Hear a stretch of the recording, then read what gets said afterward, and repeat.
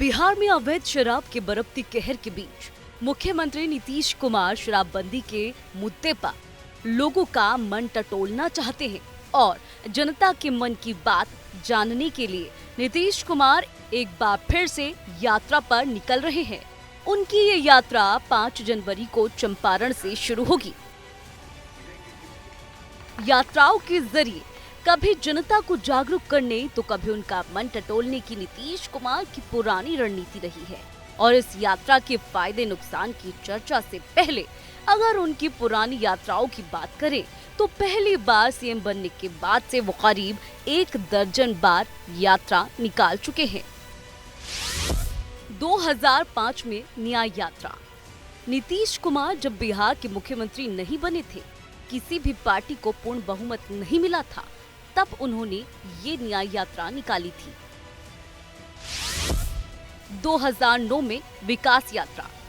इस यात्रा के जरिए राज्य में चल रही विकास योजनाओं की जमीनी हालात जानने के लिए पूरे राज्य का दौरा किया गया। 2009 में धन्यवाद यात्रा।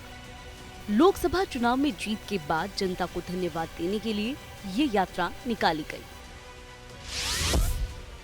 2009 में प्रवास यात्रा। इस यात्रा के जरिए जिलों में प्रवास कर वहां की समस्याओं को जानने की कोशिश की गई। 2010 में विश्वास यात्रा। राज्य के लोगों से मुलाकात कर उनसे संवाद कर जुड़ने की कोशिश की गई। 2011 में सेवा यात्रा। विधानसभा चुनाव जीतने के बाद नीतीश कुमार ने सेवा यात्रा के जरिए ये संदेश दिया था कि वो लोगों की सेवा करेंगे। 2012 में अधिकार यात्रा। राज्य को विशेष राज्य का दर्जा दिलाने के लिए अधिकार यात्रा निकाली गई। 2014 में संकल्प यात्रा व संपर्क यात्रा। इस यात्रा के जरिए लोगों को समझाया और परखा गया। 2016 में निश्चय यात्रा। 38 जिलों का दौरा किया गया इस यात्रा के दौरान और विकास कार्य का जायजा लिया गया।